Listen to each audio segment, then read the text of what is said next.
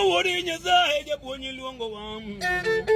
Yesu wodi Daudi japonyi luongo wa ne waye wuoyi maduong' jatelo ni luongo wa ne waye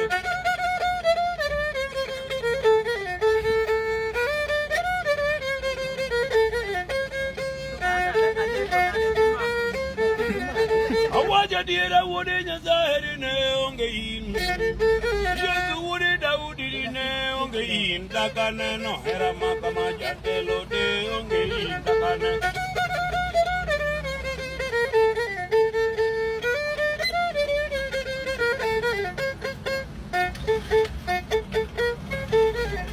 Awaja diera wodi nyazae ne onge in